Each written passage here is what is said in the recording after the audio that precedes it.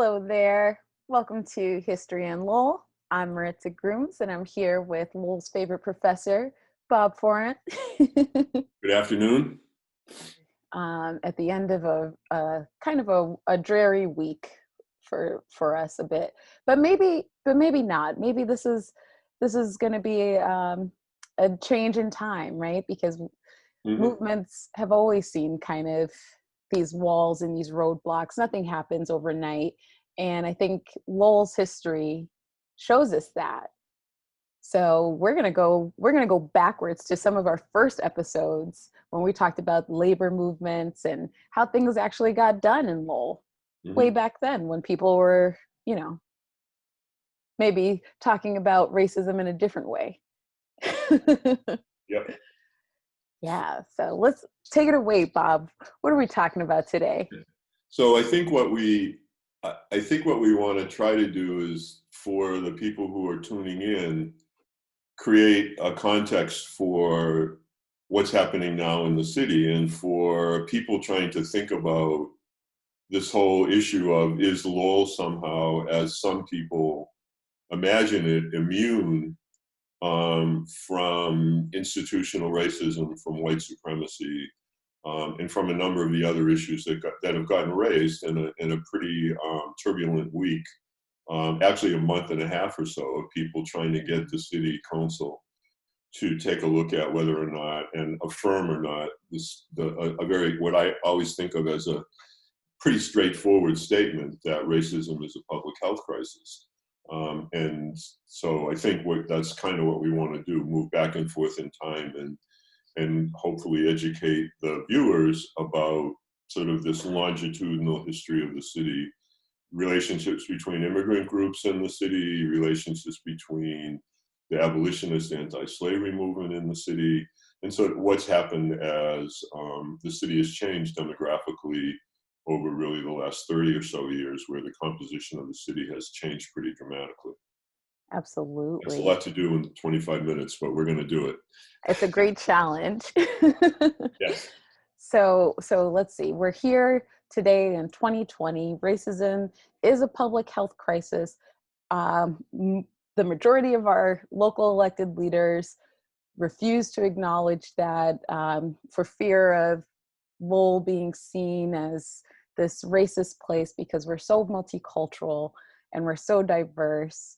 But we know that without inclusion, without a sense of belonging, the diversity doesn't really mean anything.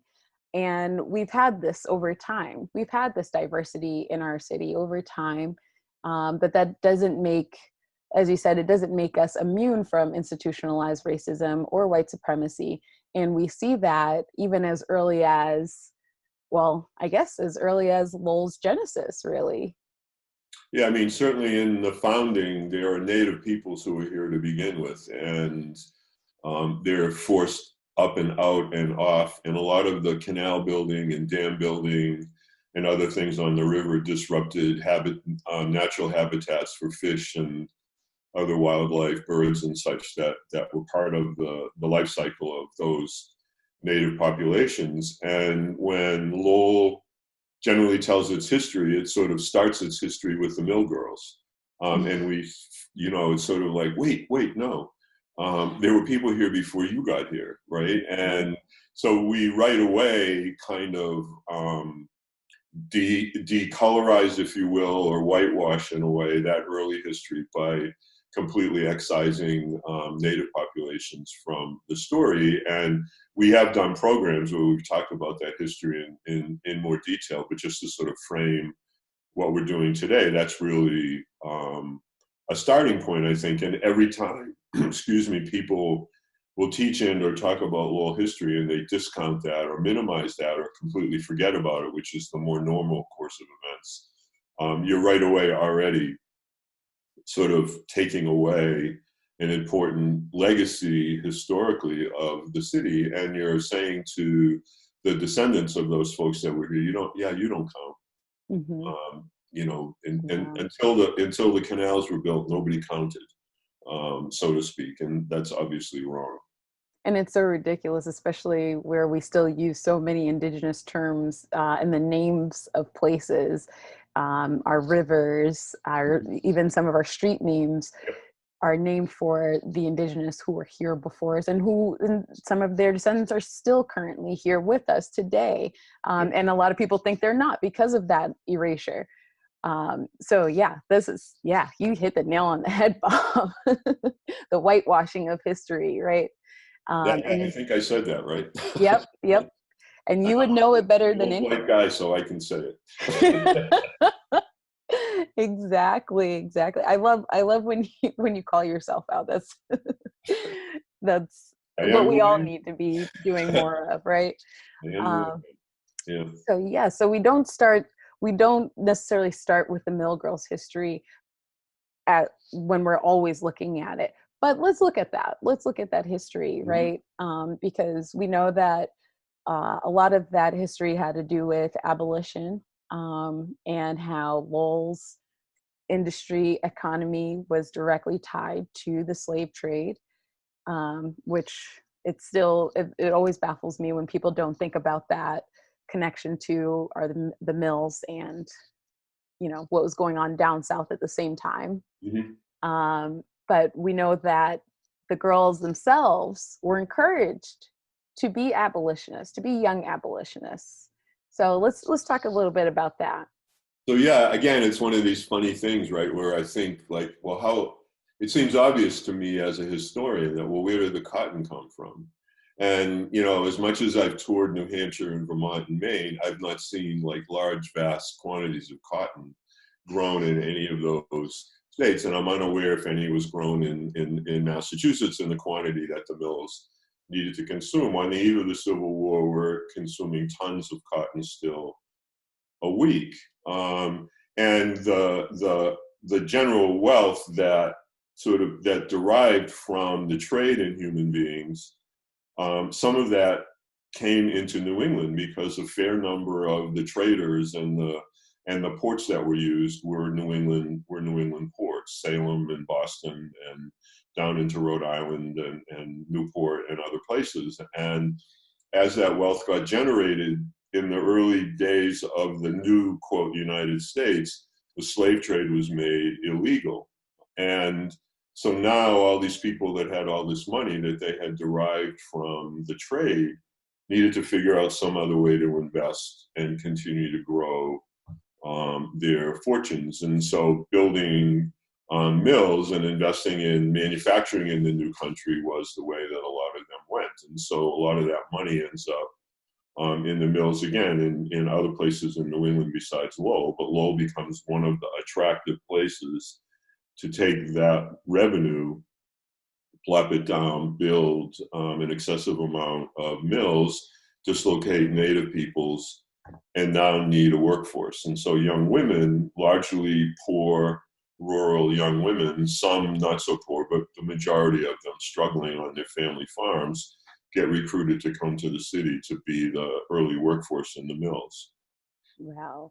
I always think about like what that would have been like as a young person, reading some of their letters, just how excited they were to gain some sense of independence, to Mhm. come to the city, and their one day off a week where they got to go to the market and buy things with their money that they made, and how powerful that was for them. But then things weren't always so peachy keen. Yeah, We no, wow, yeah. the work is really difficult, and it's interesting when you see chronologically letters. People when they first get here are all excited. They write home to their mother and father about, wow, I can't believe it. And by the fourth or fifth letter, it's like, oh God, I can't believe it. Um, the work is really, really hard, and I don't get really paid that much, and whatever. And so things begin to turn. And it's again one of these really interesting curiosities of Lowell history that some of the mill overseers are also, some of them are Quakers, and in general sort of terms, Quakers are anti the institution of slavery. There are varying opinions on how rapidly to get rid of it or not, but they're generally anti-slavery. And so several of the mill overseers in Lowell encourage young women to become active in the anti-slavery movement. And so petitions get circulated to end the slave trade in the District of Columbia.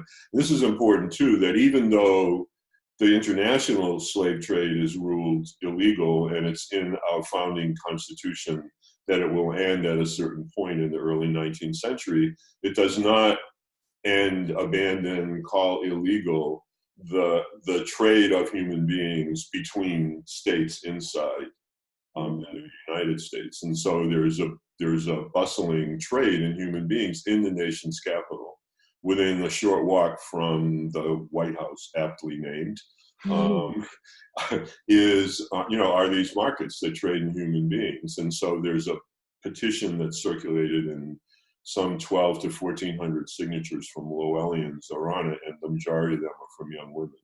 I mean, there are other instances where these things happen as well. I'm really curious. Do you think that the mill overseers who were directly profiting from this because they needed the cotton, and as they're encouraging the girls to sign these petitions, did they themselves sign it? In some cases, they were, like Linus Child, who is one of the more active of these mill overseers, who lived in the house on Kirk Street. That's now where the National Park headquarters is.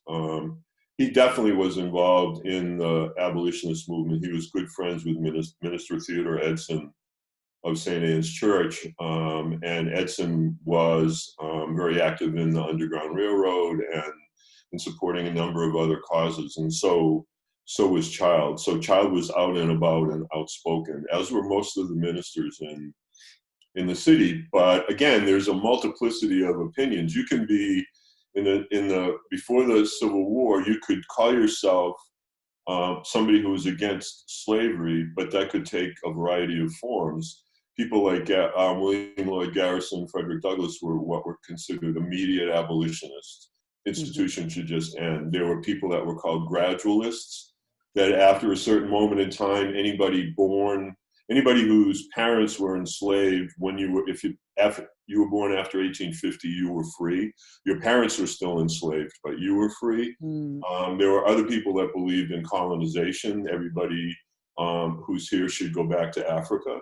So there were other people who wanted to end it, but economically interesting in terms of reparations, give reparations to the plantation owners and pay them, create a commodity price for each human, and then pay the plantation owners a commodity price for each of the people they set free. So you could call yourself in Lowell anti-slavery advocate, and you could be on this incredible spectrum of what that might mean. The most radical people were people like Douglass, or people like William Lloyd Garrison, especially in his newspaper, The Liberator. Douglass had a newspaper, The North Star. They were both sold. There were subscriptions sold in Lowell. There were people who sold the paper around different stores in the city.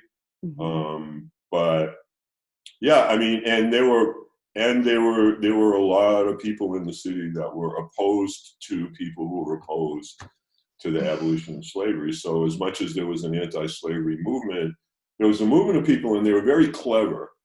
Reminds me in a way of some of the people on the city council today. They would say, well, I'm not for slavery, but it is in the Constitution.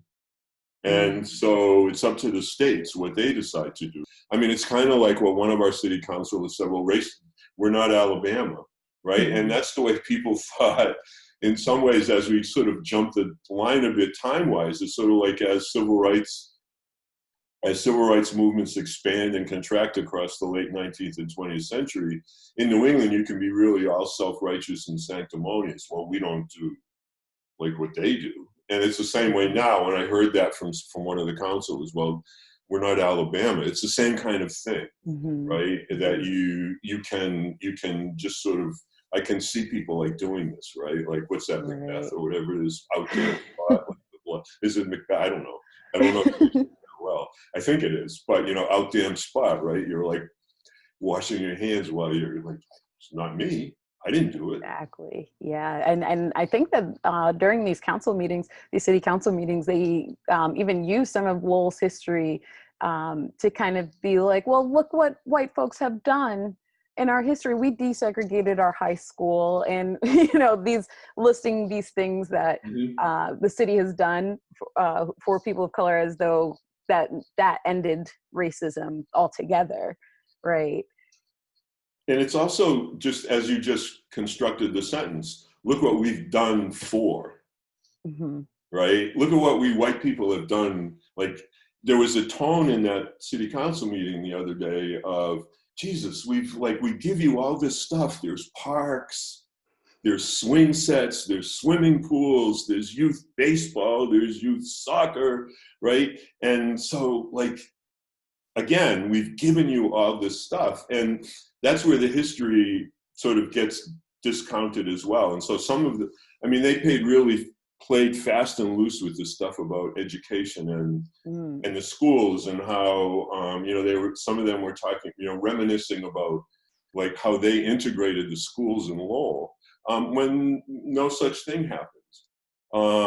If we jump the story a bit, in the waves of new folks coming into the city, the schools are very segregated because we still have, in the 80s and the early 90s, very neighborhood-centric schools. Hmm. And as people moved into the city, we know this, and anybody that's honest and watching knows certain neighborhoods became the neighborhoods where newcomers lived, always, from Portuguese, Greek, whatever, all the way up until now. That's not a mythology, that's reality. And so as Spanish-speaking parents, as Southeast Asian parents began advocating for their kids, the city resisted. Hmm. And so it wasn't like when everybody got here, it was like, okay, let's just like be happy and desegregate the schools. It was, no, we're not doing that. And the school committee was vehemently opposed Mm. to the point where when parents came to advocate for their kids, if they needed a translator, the head at the school committee at the time would yell at them, "This is America, learn English," and he would leave. So there wouldn't be a quorum, so no business could be done. And it's not until those parents group themselves as an advocacy organization and using the federal civil rights and the desegregation case, Brown v. Board of Education, Mhm. and such, and advocate that way and threaten a federal lawsuit, it begins to work its way up. The city is threatened with the federal government coming in and taking over the schools if they don't change their ways. And it's only at that point that then some folks like ride the school buses. But it's not like this was anything that, I was listening to that and thinking, my God, like, do you hear yourself, or have you forgotten the earlier, I don't, like, I can't, like, sometimes I wish I could see like what's Inside. happening. Yeah. And even in my own head, but um that's not how it happened, right? It happened because people struggled and advocated the same way people are now. And Mhm. that may change. And no change has come in Lowell along these lines absent struggle. The city has not, as an institution, you know, changed its behaviors without that threat. Even hiring, like Even higher. hiring more, non-white teachers in the schools, hiring more non-white police officers, firefighters, whatever. All of those things have come with threat and with organization, not because people chose necessarily to do what we would think of as the right thing by themselves. It's always Yeah. taken a push. And it's always a community push, right? I Yes. think of the highway, the whole highway situation, and how we would have been just a ugly plastic domed parking lot if it wasn't for community. And even that whole thing was a great exercise in white supremacy, because it had to do with redlining and housing, and that is another great example of Mhm. racism being a public health crisis. Can we Yeah. talk a little about that? Yeah, I mean, where, again, for people that know the city who are watching, where the Gallagher Terminal is now, the train station, the sort of central bus um, place in the city as well. That whole area was originally in the late 19th, early 20th century, a largely Jewish immigrant neighborhood. Over the course of the 20th century, it sort of became a smaller Jewish population and a larger population of Latinx populations as well as African Americans. It was a very mixed neighborhood in terms of multiculturalism, as the city refers to it. And decisions got made to basically knock that neighborhood down and to build the Lowell Connector, and it basically bisected that neighborhood. And initially, the families that lived in that neighborhood were promised housing would be rebuilt for them in that neighborhood. But once the project got going, it was like, oh well, we can't do that anymore. And so that kind of housing, and a lot of the photographs you can look at. Fortunately, there's a lot of surviving documentation, and when you see photographs of the kids that lived in that neighborhood, you can really, it's not me saying it was, a really brown and black neighborhood. You look at those photos and you can see who the kids were and who the moms and the dads were in the photographs. And so, again, for people who don't want to sort of, who misremember, let's be polite, folks who misremember. And so, yeah, that connector, the connector was also going to go through that neighborhood and then through the largely Portuguese neighborhood in the city.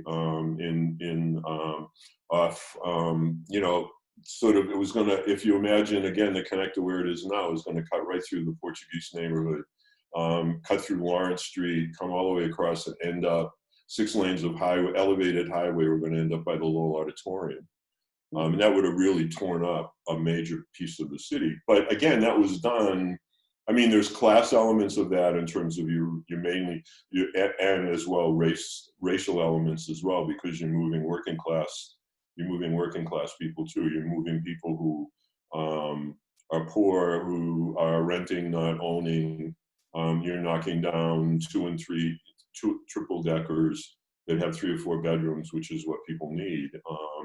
And so ultimately, the community activism kicks in a little bit too late to save Hale Howard, but the Portuguese neighborhood and allies to them block the road from going any further than it is, which is why it ends in a peculiar way. It just sort of dead ends in the middle of a street, and that's why, right? But again, that had nobody raised up and said, "Oh, City Council just was going to plow right through there," and yeah.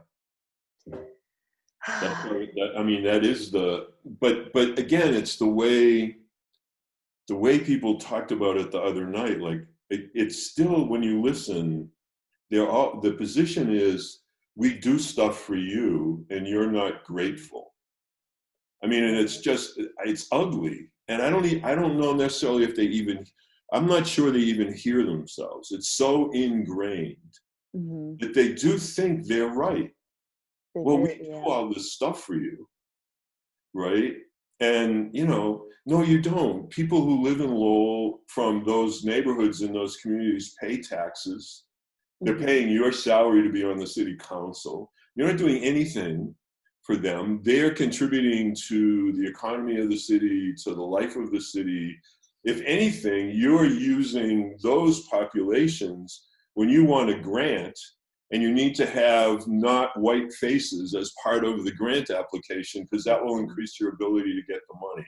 Or you want a board where you have to have more than just 12 white faces. And so you actually, being white people in Lowell, use the non-white communities of Lowell far more and in so many horrific ways than you can say, like, well, we give you baseball.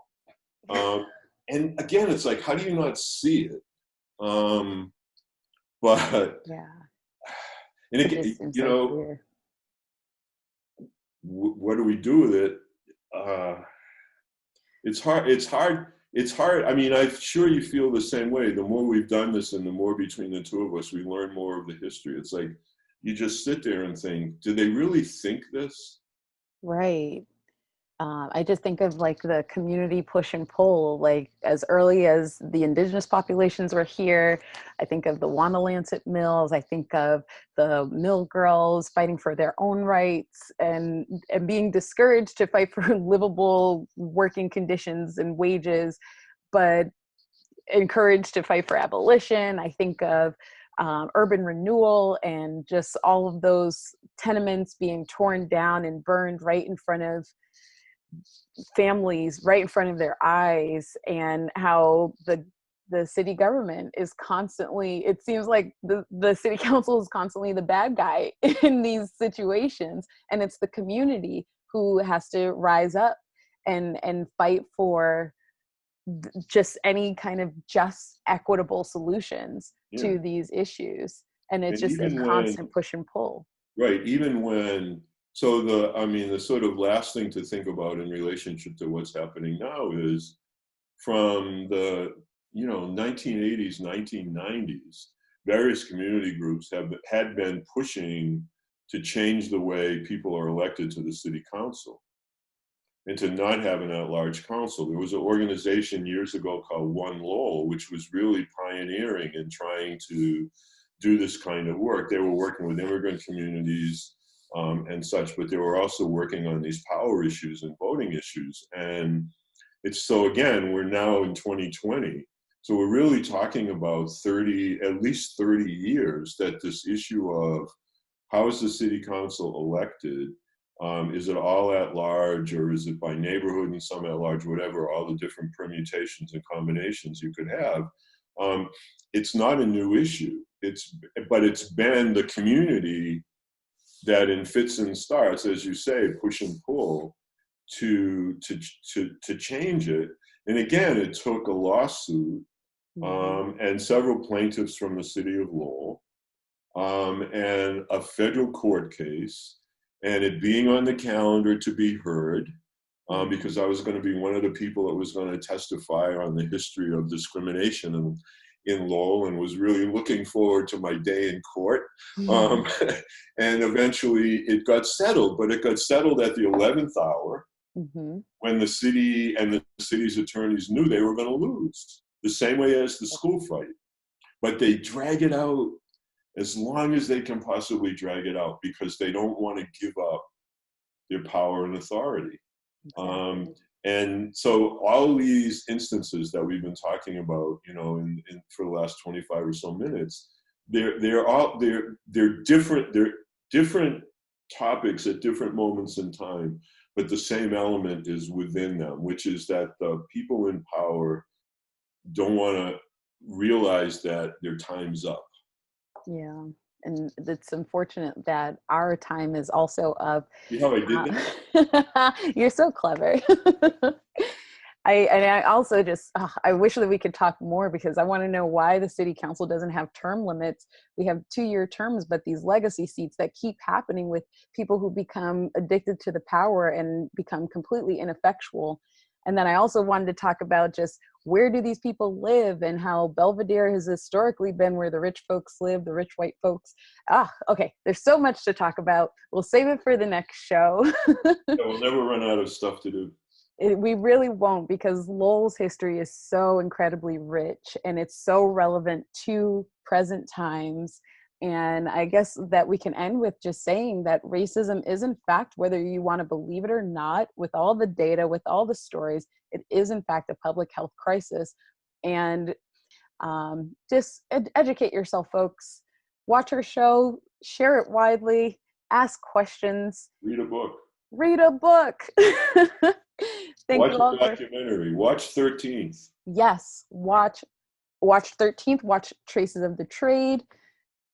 Read, please read. Watch Harvest of Empire. Yes. There's 3 films you can all watch on Netflix in the next 2 weeks. Yes, and we'll be checking. Do your homework. Thank you for tuning in to History in Lowell. Have a great day. Stay well, everybody.